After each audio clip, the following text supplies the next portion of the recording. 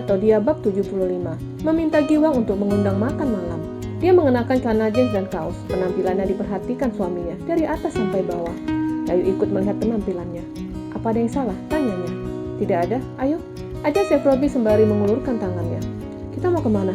Tanya Yayu yang sengaja mengalihkan pembicaraan agar suaminya tidak menyentuhnya. Terapi, saut Chef Robi sembari tetap menggenggam jemari istrinya. Apa itu harus? Tanyanya yang tidak bisa melepaskan genggaman tangan suaminya yang kuat. Iya Yu, aku tidak mau kamu seperti kemarin.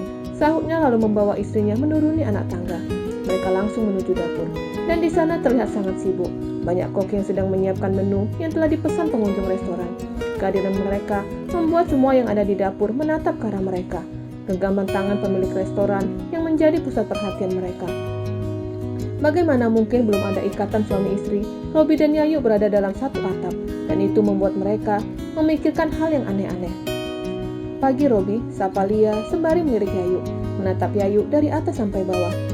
Bagaimana bisa gadis kampung ini menjadi calon istri Chef Robi? Apa tidak ada wanita yang lebih modis selain gadis ingusan ini? Aku mau pergi, urus semua yang ada di sini, ujar Chef Robi sembari membawa istrinya keluar dari dapur. Bagaimana makan siang Bapak Wali Kota? Bukannya kamu akan memasak untuk mereka? Pertanyaan Lia membuat pria itu menghentikan langkahnya. Aku mempunyai banyak koki andal. Aku rasa mereka dapat menyajikan makanan yang sudah aku ajarkan. Sautnya sembari berlalu membawa istrinya. Dia mengentakkan kakinya. Semua karena gadis ingusan itu. Ketika Chef Robi dan Yayu berlalu, ketika itu taksi membawa Vena sampai di restoran Zero. Masuk ke dalam restoran dan memilih duduk di dekat dengan pintu dapur. Sengaja datang lebih awal agar bisa melihat Chef Robi dan wanita yang bernama Yayu. Pagi, sapa Lia. Pagi, Robi ada? Chef Robi baru saja keluar dengan calon istrinya. Kemana? Dia mengedikkan bahunya. Apa nama wanita itu Yayu? Tanya Vena memastikan. Iya benar. Bagaimana wajahnya? Tanya Vena lagi penasaran. Yang jelas, calon istri Chef Robi langka. Apa maksudnya? Vena mengerutkan dahinya bingung. Calon istri sangat bodoh dan bergaya. Oh ya? Lalu kenapa Robi mau dengan wanita seperti itu? Menurutnya Chef Robi sangat pemilih dalam hal mencari pasangan. Wajah yang cantik dan tubuh ramping bagaikan model adalah kriteria mantan kekasihnya. Ya karena jelek, saut Lia lalu melambaikan tangannya ke arah pelayan.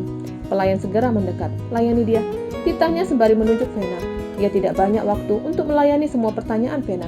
Tidak perlu. Vena segera beranjak dari kursi. Tujuannya ke restoran Zero hanya ingin bertemu dengan Robi dan melihat Yayu. Untuk sarapan, dia sudah mendapatkan dari hotel. Chef Robi membawa istrinya ke sebuah psikiater. Mendaftarkan nama istrinya di bagian pendaftaran. Mereka hanya menunggu beberapa menit. Setelah itu mereka masuk ke dalam ruangan yang penataannya bukan seperti ruangan dokter. Ada sebuah sofa yang akan digunakan psikiater untuk mengobati pasiennya. Dokter mempersilahkan mereka untuk duduk dan mulai menanyakan keluhan Yayu. Setelah itu, Yayu ditinggalkan Chef Robi di dalam ruangan itu bersama dengan psikiater yang akan melakukan terapi. Robi, kamu di mana? Ada apa, Vena? Aku mau menunjukkan resep baru kepadamu. Lain kali saja, aku sedang berada di luar. Jam berapa kamu balik? Aku tidak tahu. Maaf, aku sibuk. Chef Robi langsung memutuskan panggilan itu dan membuat Vena mendengus kesal. Sementara itu, Siti menatap masakan yang sudah dimasaknya. Tumis kangkung dengan ayam kecap. Makanan itu adalah kesukaan Paijo, tapi entah kenapa dia ingin memasak itu. Waktu hampir jam 12 siang, dan dia masih menatap hidangan dan juga melirik ke arah pintu, berharap Bobby pulang makan siang. Dia segera mengambil ponselnya dan mulai mengetik sesuatu. Aku hari ini masak enak, apa kamu pulang? Tapi belum sempat pesan itu dikirimnya, dia langsung menghapus pesan itu. Kalau aku mengirim pesan seperti itu, aku seperti mengharapkannya. Lalu Siti mengetik sesuatu. Iya Wang, aku sudah berada di kota. Sekarang, aku berada di apartemen Bobby. Aku masak kangkung. Lalu Siti mengirim pesan itu. Dia sengaja menyebutkan nama Giwang, biar terkesan dia salah kirim. Seharusnya ke Giwang, tapi salah kirim ke Bobby. Ketika itu Bobby sedang rapat bersama rekan-rekan pengacara. Pesan masuk dari istrinya langsung dibacanya. Membaca pesan itu membuat dahinya mengerut. Siti dapat melihat pesannya sudah dibaca Bobby, tapi tidak ada balasan dari suaminya, dan itu membuatnya jengkel. Aku harus ngomong apa? Lalu tiba-tiba muncul ide di dalam benaknya. Dia segera menghubungi Giwang. Giwang, ada apa Siti? Tanya Giwang dan ekspresi tidak suka. Dia kesal dengan sikap sahabatnya yang dengan sengaja memperalat Bobby. Aku sudah berada di kota. Lalu? Sudah lama kamu tidak mengundangku makan malam? Dulu Giwang sering mengundangnya dengan Paijo makan malam bersama. Tapi itu dulu, ketika hubungan Siti dan Pak Ijo masih baik-baik saja. Memangnya kenapa? Tanya Giwang bingung. Aku merindukan masakanmu, saut Siti bohong. Dia sengaja menyuruh Giwang mengundangnya makan malam, agar Bobby tidak berangkat makan malam ke rumah Kiara, yang sebenarnya itu juga akal-akalan Bobby. Ya sudah malam minggu ya, jangan malam minggu, tapi malam ini. Mendengar itu membuat Giwang bingung. Dia tuan rumah, tapi dia pula yang diatur tamunya. Aku sibuk hari ini. Giwang, kalau malam minggu aku tidak bisa. Ya sudah lain kali saja. Jangan dong, sekarang saja. Nanti aku bantu, rayunya. Akhirnya Giwang dulu. Dia akan mengundang sahabatnya untuk makan malam. Dan Siti mengambil kesempatan itu untuk menghubungi suaminya. Suara dering ponsel Bobby membuat semua yang ada di ruang rapat melihat ke arahnya. Dia segera keluar dari ruang rapat dan menjawab panggilan dari istrinya. Ada apa? Maaf mengganggu. Giwang mengundang kita makan malam. Aku tidak bisa. Saut Bobby bohong. Yang sebenarnya tidak ada acara apapun nanti malam. Apa tidak bisa kamu batalkan acaramu? Aku diundang makan malam, kamu juga. Tidak mungkin kita berada di tempat yang berbeda. Baiklah, aku akan membatalkan makan malam dengan Kiara. Setelah itu panggilan terputus. Siti bersorak senang, dia dapat membatalkan rencana Bobby. Tiba-tiba seketika itu dia diam. Ada apa denganku? Kenapa aku seperti ini? Gumamnya bingung. Setelah selesai meeting, Bobby segera menuju ruang bosnya, yaitu ruangan Adlan. Halo Kiara. Adlan kala itu melihat Bobby masuk ke dalam ruangannya. Hahaha, aku sedang mengerjai Siti. Kapan balik istrimu? Tadi malam.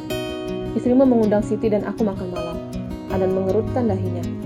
Giwang tidak mengatakan apapun tadi. Aku juga baru tahu tadi. Adlan menghubungi istrinya dan mendengarkan cerita dari istrinya. Setelah itu dia segera menutup panggilan itu. Istrimu yang minta diundang makan malam. Dia rindu masakan istriku, jelas Adlan. Bobby Mangut mengerti. Tapi kenapa harus malam ini? Tanya Bobby ke Adlan. Mungkin saja istrimu tidak mau kamu pergi ke rumah teman kecilmu. Ucapan Adlan membuat Bobby tersenyum. Menurutnya ada secercah harapan untuk pernikahannya. Setelah selesai melakukan terapi, Chef Robby membawa istrinya ke hotel. Mas, kenapa kesini? Tanya Yayu bingung. Robby tidak menjawab. Dia menggandeng tangan istrinya masuk ke dalam lobi hotel, duduk di ruang tunggu yang ada di lobi. Kedatangannya disambut manajer hotel. Selamat siang, Tuan Robby. Mendengar suaminya dipanggil Tuan membuat Yayu terbelalak. Panggilkan Mami. Baik, Tuan. Pria parubaya itu segera menuju lift. Yayu baru saja ingat jika mertuanya adalah pemilik semua hotel bintang 5 yang ada di seluruh Indonesia. Tidak berapa lama, seorang wanita parubaya datang dengan seorang pria yang merupakan sekretaris Ibu Andin. Wanita itu mengenakan blazer warna coklat dengan sepatu heels dan rambut yang disanggul tinggi serta lipstik dengan warna merah bersambung.